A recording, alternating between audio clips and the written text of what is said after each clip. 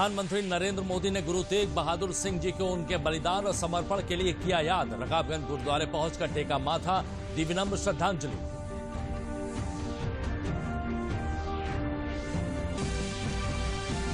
ग्रामीण क्षेत्रों में जमीनी विवादों को सुलझाने के लिए मुख्यमंत्री योगी आदित्यनाथ ने समयबद्ध तरीके से निर्विवाद उत्तराधिकार को खतौनी में दर्ज करने के लिए दिए निर्देश। कहा, अधिकारी करें समीक्षा।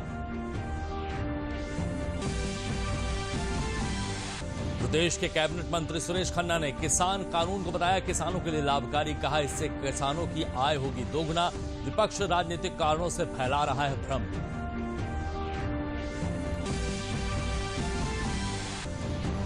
और शामली के किसानों को केंद्रीय मंत्री रविशंकर प्रसाद के प्रयास से मिला नए कृषि बिल के तहत लाभ। 1 रुपए किलो बिकने वाली गोभी 10 गुने मूल्य पर बिकी दिल्ली के बाजार।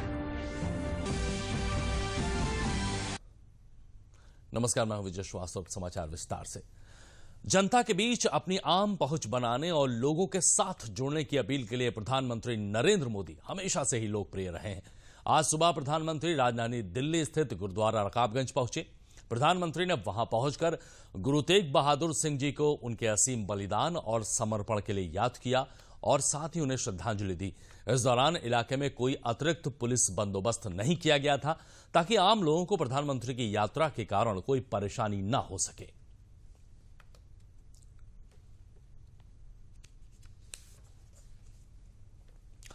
प्रधानमंत्री नरेंद्र मोदी ने अपनी इस यात्रा को लेकर ट्वीट भी किया है। उन्होंने लिखा कि आज सुबह मुझे ऐतिहासिक गुरुद्वारा रकाबगंज साहिब में मत्था टेकने का सौभाग्य मिला, जहां श्री गुरु तेग बहादुर जी के पार्थिव शरीर का अंतिम संस्कार किया गया था। इसमें मुझे बेहद खुशी मिली है। मैं दुनिया भर के लाखों लोगों की तरह श्री गुरु तेग बहादुर जी की दयालुता से बहुत प्रेरित हूं।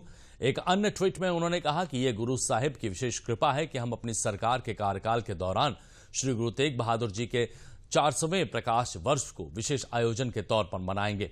आइए इस पवित्र मौके पर श्री गुरु तेग बहादुर जी के आदर्शों को ऐतिहासिक तरीके से मनाएं।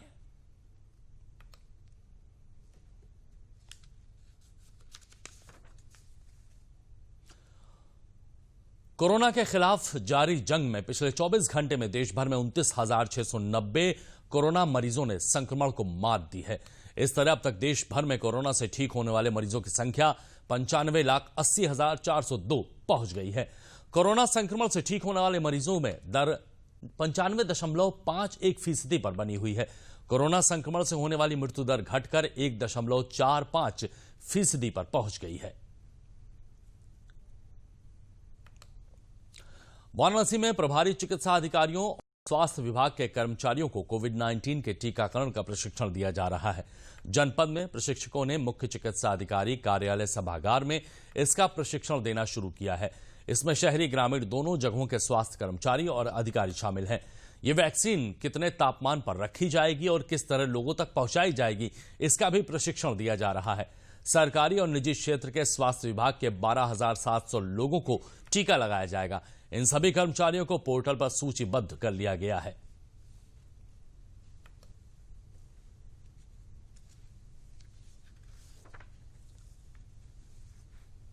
कोविड वैक्सीनेशन हमारी इसकी तैयारी चल रही है। उसके लिए हमारा जो है कोविड वैक्सीनेशन स्टोर रूम तैयार हो जाएगा, बहुत तेजी से काम हो रहा है। कोविड वैक्सीन रखने के लिए ILR आइसलैंड रेफ्रिजरेटर हमारे पास 3 आ गया है, वो भी हम लोगों ने रख लिया है। तीसरे स्टेप पे था कि जिसको लगना है वैक्सीन उसको चिन्हित करना है। उसमें हमारे 12,700 पैरामेडिकल स्टाफ और मेडिकल स्टाफ 4th क्लास की नाम जो है सूचीबद्ध कर लिया गया है, जो कि कोविन पोर्टल पर अपलोड कर दिया गया है। 3 चीज़ें होंगी। चौथा स्टेप है कि वैक्सीन लगाएगा कौन, कैसे लगेगी। उसके लिए हम लोगों ने अपने प्राथमिक स्वास्थ्य केंद्रों में, शहरी प्राथमिक स्वास्थ्य केंद्र 24 है, ग्रामीण क्षेत्रों में 8 प्राथमिक स्वास्थ्य केंद्र हैं। इन हमारे जो 32 सेंटर पे जो भी हमारे मेडिकल ऑफिसर हैं उनको ट्रेन किया जा रहा है कि वो अपने नीचे उनके जो वैक्सीनेटर्स हैं उनको ट्रेन करेंगे और उनके माध्यम से जो है पहले फर्स्ट फेज में हमारे मेडिकल एंड पैरामेडिकल कर्मियों को ये वैक्सीन दी जाएगी। उसकी प्रशिक्षण चल रहा है।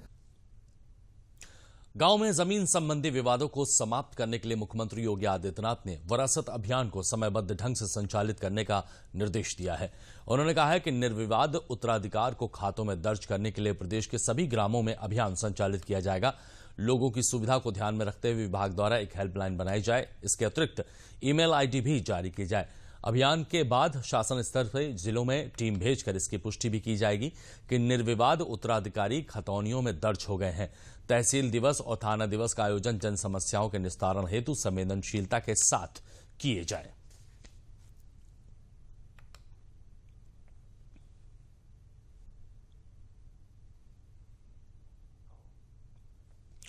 शाहजहांपुर जनपद के 2 दिवसीय कार्यक्रम में वित्त और चिकित्सा शिक्षा संसदीय कार्य मंत्री सुरेश कुमार खन्ना ने कृषि बिल को हर तरीके से किसान हितैषी और उनकी आय दोगुना करने वाला बताया। उन्होंने कहा कि विपक्षी पार्टियां इसका दुष्प्रचार कर रही हैं और किसानों को बरगलाकर अपनी राजनीतिक स्वार्थ सीधा कर रही हैं। उन्होंने ये भी बताया कि अगर किसान अपनी फसल को बढ़े दाम पर बाहर बेचना चाहता है, इसका भी अधिकार उसे दिया गया है। प्रधानमंत्री ने हमेशा किसानों की आय दोगुने करने को लेकर हर संभव प्रयास किया है। किसान सम्मान निधि से लेकर कृषि संबंधी सभी योजनाओं का लाभ किसानों को समय से दिया जा रहा है। उन्होंने कहा है कांग्रेस के समय केवल 2 फसलों पर ही एमएसपी, हमारी सरकार में 23 फसलों पर एमएसपी लाई गई है। केवल विपक्षी पार्टियां किसान बिल का भ्रामक प्रचार कर अपनी राजनीति चमकाने में लगी हुई हैं। ये बिल चौतरफा किसान हितैषी और उनकी आय दोगुना करने वाला है।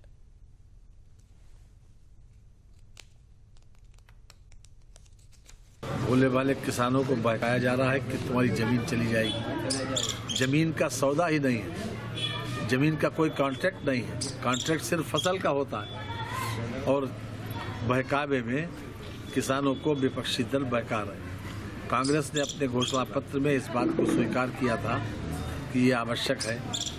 केवल 2 चीज़ें आप समझ लें अच्छी तरह से, जो केंद्र सरकार ने जो कानून बनाया है उसके तहत किसान अपनी पैदावार को बाकी उद्यमियों की तरह कहीं पर भी बेच सकता है, किसी जिले में, किसी तहसील में, किसी मंडी में, किसी ब्लॉक में। ये किसान को उसमें ये अधिकार दिया है कि अगर फसल का दाम जो भी कॉन्ट्रैक्ट उसने किया है उससे ज़्यादा अगर सीजन पर फसल आने पर उसके दाम बढ़ जाते हैं, उसकी मार्केट वैल्यू ज़्यादा होती है, तो किसान को ये अधिकार है कि वो उससे कॉन्ट्रैक्ट से बाहर आ जाए।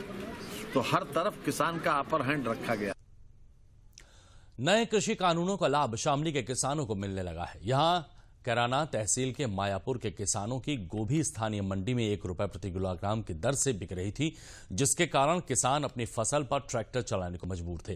केंद्रीय मंत्री रविशंकर प्रसाद ने इसकी सूचना पर अधिकारियों से बात की और कॉमन सर्विस सेंटर की टीम को किसानों के पास भेजा। उन्हें डिजिटल तरीके से फसल बेचने की जानकारी दी गई। इसके माध्यम से किसानों ने दिल्ली मंडी से संपर्क करके फसल से अच्छा मुनाफा कमाया। ई मार्ट के माध्यम से किसानों की 500 कुंटल गोभी 10 गुना दाम पर देश की मंडियों में खरीदी गई। स्थानीय विधायक और अधिकारियों ने किसानों के खेत में जाकर उनसे संवाद किया, उन्हें नए कृषि कानूनों की जानकारी दी। किसान भी इस व्यवस्था से खुश हैं। जो फसल स्थानीय बाजार में नहीं खरीदी जा रही थी, उसे दिल्ली के बाजार में बेचने पर अच्छा मुनाफा उन्हें प्राप्त हुआ है।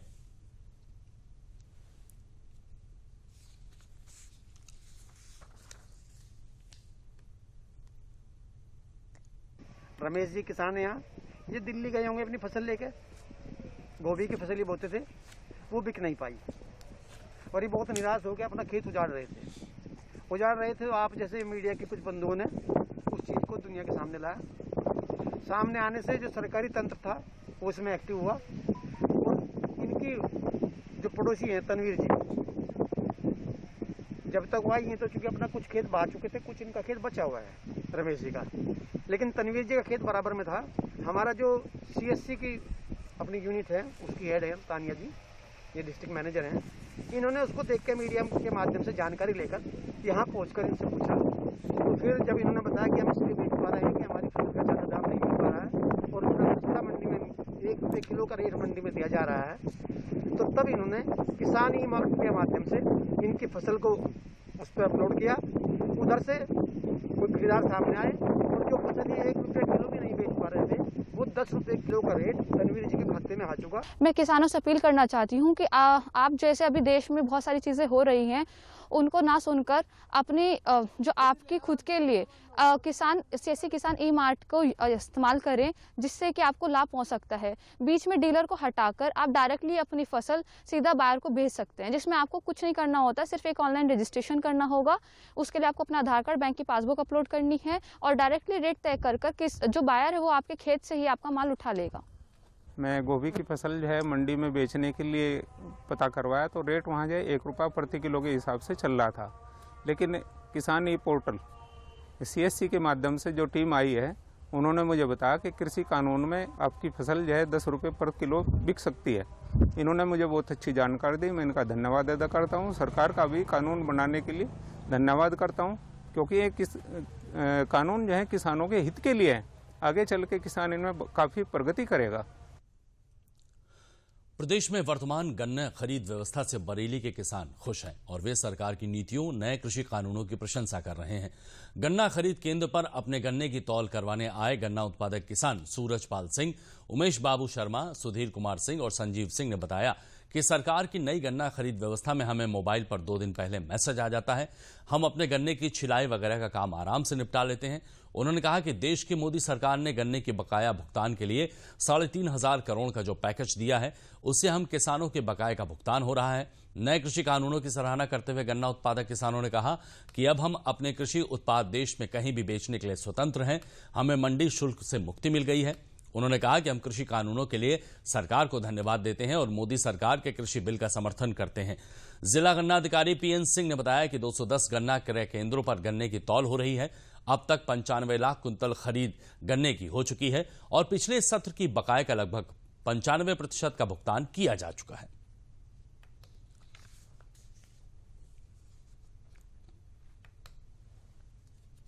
मोदी सरकार ने और योगी सरकार ने ये बहुत अच्छा काम किया है कि मोबाइल पे मैसेज आ जाता है, जिससे कि हम अपना गन्ने का छिलाई का कार्य जो है शुरू कर देते हैं। और ये बिल जो बनाए हैं ये किसान के हित के ही हैं। योगी सरकार और मोदी सरकार किसान के हित में ही कार्य कर रही है। मैं यहाँ गन्ना तुलवाने आया हूँ और जो कृषि बिल जो सरकार लाई है, ठेके पे खेती जो बात है, वो बिल पहले था कि हम ठेके में देते थे तो वो हमारा पूरा खेती ठेके में लेता था, लेकिन अब ये व्यवस्था बदल दी है मोदी जी ने। बहुत ही अच्छा काम किया है। वो ठेके पे केवल हमारी फसल का ठेका होगा और वो हमारा खेत का ठेका नहीं करेगा, जो कि वो हमारे खेत की संरचना बदल देता था, मिट्टी उठवा देता था। अब ऐसा इस बिल में नहीं होगा। इस पर रोक लगाई है मोदी जी ने। ये बहुत ही अच्छा उनका सराहनीय कदम है। मैं बहुत सालों से गन्ना करता हूँ और अपनी मिल के लिए सप्लाई करता हूँ, और जो मोदी सरकार ने ये 3.5 करोड़ का पैकेज दिया है किसानों के लिए, ये बहुत सराहनीय काम किया है। मैं धन्यवाद करता हूँ सरकार को। बरेली जिले में कुल 5 चीनी मिले हैं। यहाँ पर 210 क्रय केंद्र स्थापित किए गए हैं गन्ना खरीद के लिए, जिसपे माध्यम से किसानों का गन्ना खरीदा जा रहा है। इस बार एक नई व्यवस्था बनाई गई खरीद के लिए, जिससे किसानों को कोई दिक्कत ना हो। उनको पहले पर्चियाँ दी जाती थी, उनके घर घर भेजा जाता था, उसको बदल के उनको SMS के माध्यम से गन्ना खरीद किया जा रहा है। हर किसान का मोबाइल नंबर फीड किया गया और उस पर SMS भेजा जा रहा है। साथ ही साथ हर क्रय केंद्र पे जो पर्चियों का डिटेल है, एक्नॉलेजमेंट, हर क्रय केंद्र पे उसको दिया गया है। अगर किसी की कोई SMS नहीं मिला, कोई दिक्कत हुई, तो इस एक्नॉलेजमेंट से देख के अपना गन्ना बेच सकता है। या फिर ई गन्ना ऐप है, ऐप पे वो अपना सप्लाई टिकट नंबर देख के उससे वो गन्ना बेच सकता है या वेबसाइट से देख सकता है। किसानों की समस्याओं के समाधान के लिए सरकार के निर्देश के बाद धान खरीद केंद्रों का आकस्मिक निरीक्षण जिले के आला अधिकारियों के द्वारा किया जा रहा है। जौनपुर में मुख्य विकास अधिकारी अनुपम शुक्ला ने शाहगंज के धान खरीद केंद्र का निरीक्षण किया। इस अवसर पर उन्होंने किसानों से बात की और उनकी समस्याओं की जानकारी ली। धान खरीद केंद्र में मिली कमियों को मुख्य विकास अधिकारी ने तत्काल दूर करने के निर्देश दिए। उन्होंने कहा कि किसानों को किसी प्रकार की समस्या न आए, इसका अधिकारी बराबर ध्यान रखें, अन्यथा उनके खिलाफ कार्रवाई की जाएगी।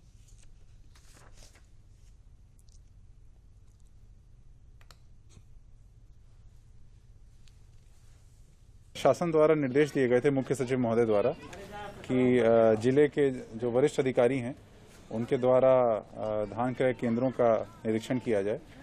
तो उस संबंध में यहाँ शाहगंज में धान क्रय केंद्र पे हम लोग यहाँ पे आए हैं। तो बेसिक मकसद यही है कि किसानों की समस्याओं को समझें और बाकी जो कमियां हैं उनको दूर करने की कोशिश करें। तो 2-3 बातें बताई गई हैं यहाँ पे और उन पे हम लोग जल्द ही निस्तारण करेंगे। एक इशू ये था कि हमारा जो टोकन सिस्टम है उसको और प्रॉपर और स्ट्रीमलाइन किया जाए, तो वो भी हम लोग करेंगे। और सेकंड पॉइंट है कि हमारे कुछ केंद्र जो हैं आज हॉलीडे की वजह से एब्सेंट हैं, तो उन पे भी इस तरह का कोई निर्देश नहीं है कि वो एब्सेंट रहें, तो उन पे भी हम लोग जो कार्रवाई है वो सुनिश्चित कराएंगे। प्रयागराज में एफपीओ से जुड़कर किसान अपनी उपज का सही मूल्य प्राप्त कर रहे हैं, वहीं इसमें शेयर होल्डर बनकर अच्छा मुनाफा भी कमा रहे हैं। कोविड-19 के दौर में यहां किसानों ने हरी सब्जी, तेल मसाला, आटा दाल, चावल की पैकिंग करके अच्छा लाभ कमाया है। कंपनी के बन जाने से किसानों की उपज का सही मूल्य मिल रहा है, क्योंकि बिचौलिए समाप्त हो गए हैं। एफपीओ ने आईटीसी के माध्यम से अपने सामान को अच्छे दाम में बेचा है, जिसका फायदा आसपास के किसानों को मिला है और उनकी आय में वृद्धि हुई है।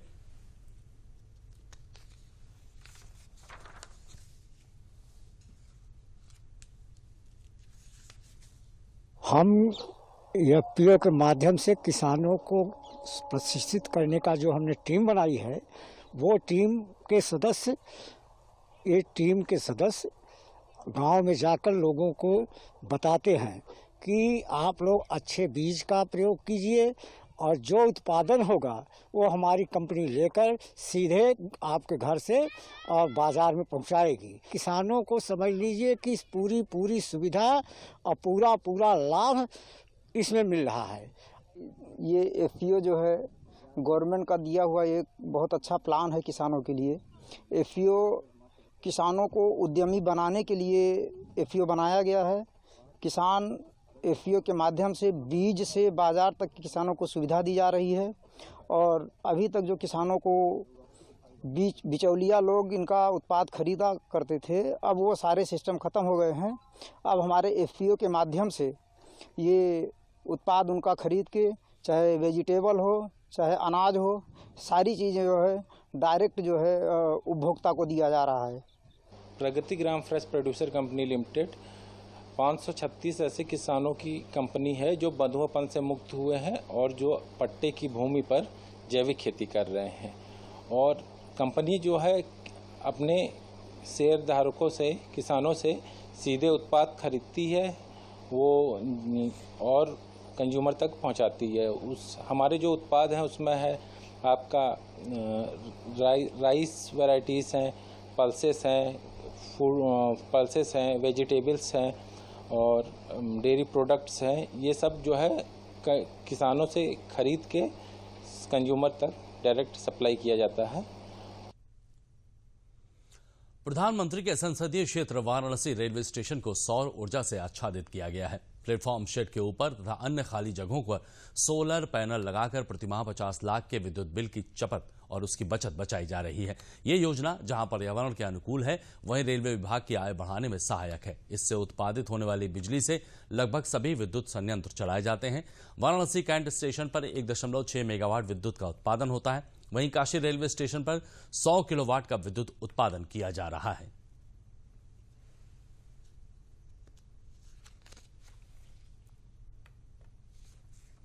वाराणसी जंक्शन स्टेशन उत्तर रेलवे जो लखनऊ मंडल का एक महत्वपूर्ण स्टेशन है, यहाँ पे आदरणीय प्रधानमंत्री जी श्री नरेंद्र मोदी जी के प्रेरणा से जो अक्षय ऊर्जा स्रोत के दोहन और उसके उपयोग का जो हम लोगों ने यहाँ पे कार्यक्रम चलाया है, उसके तहत तकरीबन 1.6 मेगावाट की बिजली प्रतिदिन वाराणसी जंक्शन स्टेशन पे और 100 किलोवाट के बिजली का उत्पादन और उपभोग हम लोग काशी स्टेशन जो राजघाट पे है, मालवीय ब्रिज के पास जो अवस्थित है, वहां पे हम लोग उत्पादन और उसका उपभोग कर रहे हैं।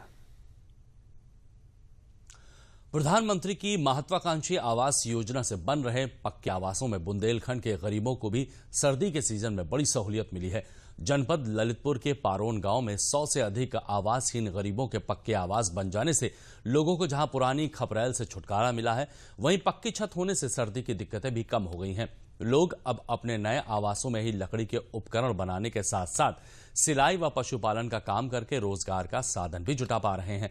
ग्रामीण जहां प्रधानमंत्री जी को आवास योजना चलाने के लिए बार बार धन्यवाद ज्ञापित कर रहे हैं, वहीं ग्राम प्रधान ने केंद्र व प्रदेश सरकार द्वारा ग्राम पंचायतों और गरीब तबके के जीवन स्तर में सुधार के लिए किए गए प्रयासों की बड़ी सराहनीय पहल बताया है।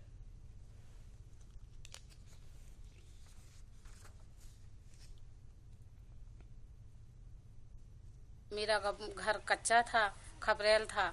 प्रधानमंत्री जी ने छत दे दी है। छत गांव में रहते थे हम परिवारी, और काको दी उन्हें छत दे दी, सुविधा कर दी बच्चों के लिए। हम बहुत खुश हैं। पहला तो दिक्कत थी, अब कच्चे मकान था वो में रहता थी, अब पक्का मकान बन गया। वैसे प्रधानमंत्री ने अच्छा सुविधा कर दी, अब कोई तकलीफ नहीं है, भी अच्छा कर रहा है सब में। प्रधानमंत्री जी ने मुझे आवास दिया है, इससे हम बहुत खुश हैं। पहले हमारे बच्चे सर्दी में बहुत ज़्यादा परेशान होते थे और जानवरों को भी दिक्कत होती थी, कहाँ बांधें कहाँ बच्चे रखें, इसलिए हमें बहुत ज़्यादा दिक्कत होती थी। सर्दी से अधिकतर परेशान रहते थे हम लोग। प्रधानमंत्री जी ने हमारे लिए आवास दिया है, उससे हम बहुत खुश हैं। हमारे बच्चे यहाँ सिलाई मशीन का काम भी करते हैं, काम भी मिलता है उन लोगों को। प्रधानमंत्री जी ने हमारे साथ बहुत अच्छा किया है। प्रधानमंत्री जी को ये बहुत बहुत धन्यवाद। माननीय प्रधानमंत्री जी ने हमारी ग्राम पंचायत को 2011 की सूची के अनुसार 105 परिवारों को पक्के मकानों से आच्छादित कर दिया है। सरकार ग्राम पंचायतों के लिए, ग्राम पंचायत में रहने वाले गरीब तबके के लोगों के लिए, उनका जीवन स्तर सुधारने के लिए निरंतर जो प्रयास कर रही है वो बहुत सराहनीय है, और इसके लिए मैं माननीय प्रधानमंत्री जी, माननीय मुख्यमंत्री जी का आभार व्यक्त करता हूँ। कानपुर देहात के मलासा ब्लॉक के अंडवा गांव की सुमन पाल ने महिला संस्थान से प्रशिक्षण लेकर अपने साथ साथ अन्य महिलाओं की भी जिंदगी बदल डाली है। सुमन ने सिलाई, बुनाई, कढ़ाई का प्रशिक्षण लेकर स्वरोजगार शुरू किया, वहीं अन्य महिलाओं को भी प्रशिक्षण देना शुरू किया। एक बार में ये लगभग 8 महिलाओं को प्रशिक्षण देती हैं। इस प्रशिक्षण के बदले इन्हें कुछ धनराशि भी मिलती है। इन प्रशिक्षित महिलाओं को काम देकर सामान का निर्माण कराया जाता है, जिसे बाजार में बेचकर अच्छी आय की प्राप्ति होती है।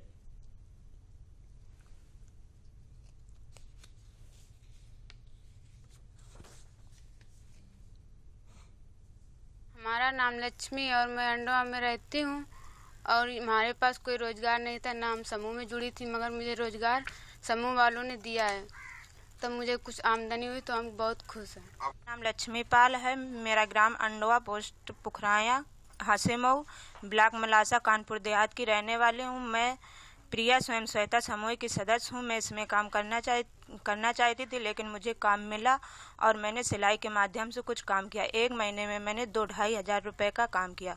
घर में पहले मैं चौका बर्तन करती थी, लेकिन अब मुझे कुछ लाभ मिला और मैं बाहर निकलने लगी। इसके बाद जो मुझे सिलाई का काम मिला वो मैंने किया और 2-2.5 हज़ार रुपये महीने में कमाए।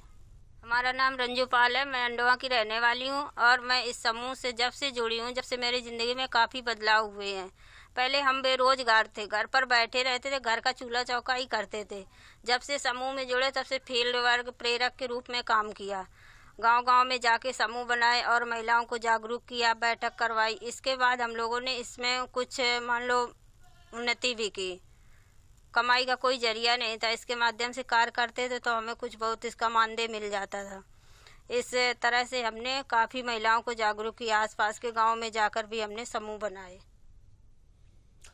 जनपद हापुड़ की तीर्थ नगरी में हजारों किलोमीटर की उड़ान भरकर रंग बिरंगे पक्षी ब्रजघाट पर पहुंचकर अटखेलियां लगा रहे हैं।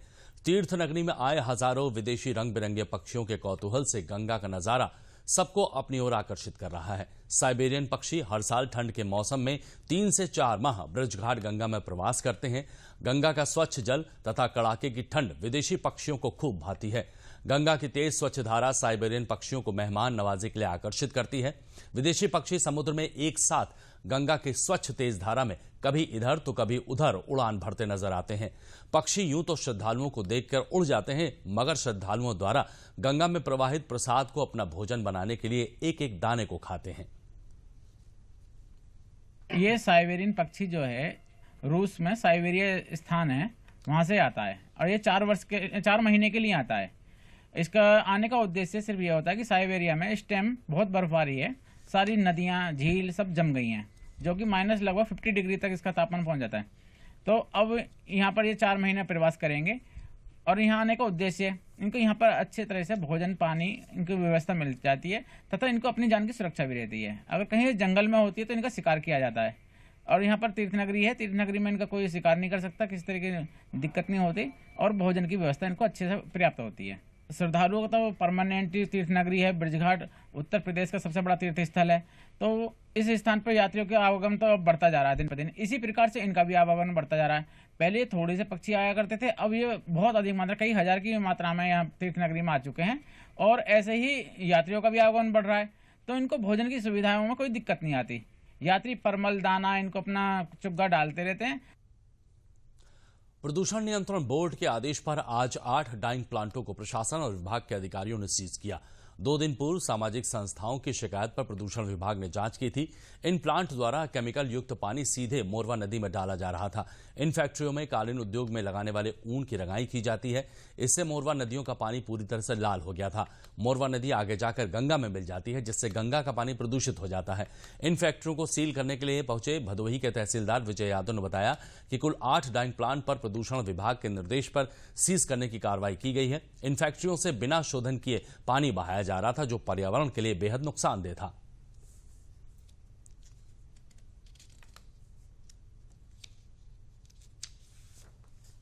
उत्तर प्रदेश प्रदूषण नियंत्रण बोर्ड के आदेश दिनांक 18/12/19 के क्रम में यहाँ पर 8 डाइंग जो कारपेट सिटी की फैक्ट्रियाँ थीं उनको सीज करने की कार्रवाई चल रही है। ये 8 जो हैं वो messrs Bhadohi carpet, messrs Rupesh, messrs Deepak dyeing, messrs Manoj dyers, messrs IS dyeing, messrs SK dyeing, messrs Budh international और मैसर्स अरविंद एक्सपोर्ट पानी निकासी के प्रदूषण से संबंधित थी और जिसको बंदी के आदेश हो गए हैं, जिस क्रम में इनको बंद किया जा रहा है। प्रदूषण नियंत्रण बोर्ड के समक्ष ये शिकायत आई थी कि मोरवा नदी में प्रदूषित जल की निकासी की जा रही है इन फैक्ट्रियों के द्वारा। इसी क्रम में प्रदूषण नियंत्रण बोर्ड ने बंदी के आदेश दिए हैं। वाणिज्य और उद्योग मंत्रालय के कृषि और प्रसंस्कृत खाद्य उत्पाद निर्यात विकास प्राधिकरण यानी एपीडा के चेयरमैन M अंगमुथु ने वाराणसी स्थित इरी और रिवर पोर्ट द्वारा उसका दौरा किया है। वाराणसी और उत्तर प्रदेश के पड़ोसी राज्यों में कृषि उत्पादों के निर्यात पर बातचीत भी की गई है। ये जो एपीडा है, अंगमुथु जी आप उसके चेयरमैन हैं। एपीडा किस तरह से किसानों की मदद कर रहा है, और चूंकि आप वाराणसी दौरे पर हैं तो वाराणसी में आप किस तरह का उम्मीद देख रहे हैं, वाराणसी के लिए किस तरह की उम्मीद देख रहे हैं एपीडा के माध्यम से? Thank you. बेसिकली एपीडा का मेन मूल्य रोल है बेसिकली लाइक निर्यात का फैसिलिटेशन करना एक्चुअली। सो हमारा both forward and backward linkage में किसान इज देयर ऑल प्लेसेस। सो वाराणसी ऐसा क्लस्टर है, वाराणसी ये बहुत बड़ा हिंडरलैंड का सेंटर प्लेस है। फॉर एग्जाम्पल पूरा पूर्वांचल का, पूरा सेंट्रल इंडिया का एंड बिहार का, स्पेशली वेस्ट बिहार, झारखंड, ये बेल्ट का सबसे बड़ा सेंटर प्लेस है। सबसे क्रिटिकल जगह in the sense both in terms of infrastructure, both in terms of all सुविधा जो फैसिलिटी चाहिए निर्यात के लिए, सब फैसिलिटी अभी वाराणसी में अवेलेबल है। आपने जैसे चंदौली के चावल की बात की, और अभी जहां आप खड़े हैं ईरी जो रिसर्च इंस्टीट्यूट है राइस का ही, इसको जो यहाँ पे वाराणसी में है, इससे जो आप लोग काम कर रहे हैं निर्यात का चावल का, उस पे क्या लाभ दिखाई दे रहा है या क्या आप लोगों को फायदा होगा ईरी के यहाँ होने से? ईरी ऐसा इंस्टीट्यूट है, ये हम लोग का इंटरनेशनल रूप से जाने के लिए बहुत बैक एंड फॉरवर्ड सपोर्ट दे सकते हैं। ऑलरेडी इन लोग का मैं लेबोरेटरी और जो फैसिलिटीज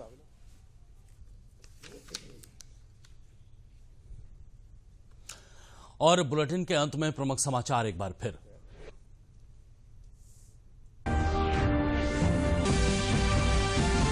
प्रधानमंत्री नरेंद्र मोदी ने गुरु तेग बहादुर सिंह जी को उनके बलिदान और समर्पण पर लिया याद। रकाबगंज गुरुद्वारे पहुंचकर टेका माथा, दी विनम्र श्रद्धांजलि।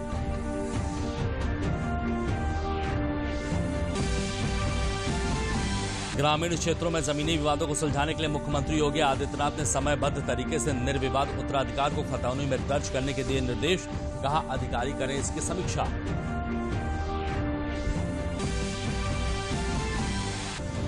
प्रदेश के कैबिनेट मंत्री सुरेश खन्ना ने कहा किसान कानून को बताया किसानों के लिए लाभकारी। कहा इससे किसानों की आय होगी दोगुना। विपक्ष राजनीतिक कारणों से फैला रहा है भ्रम। और शामली के किसानों को केंद्रीय मंत्री रविशंकर प्रसाद के प्रयास से मिला नए कृषि बिल के तहत लाभ। 1 रुपए किलो बिकने वाली गोभी 10 गुने मूल्य पर बिके दिल्ली के बाजार में। तो बुलेटिन में फिलहाल इतना ही, दीजिए इजाजत, नमस्कार।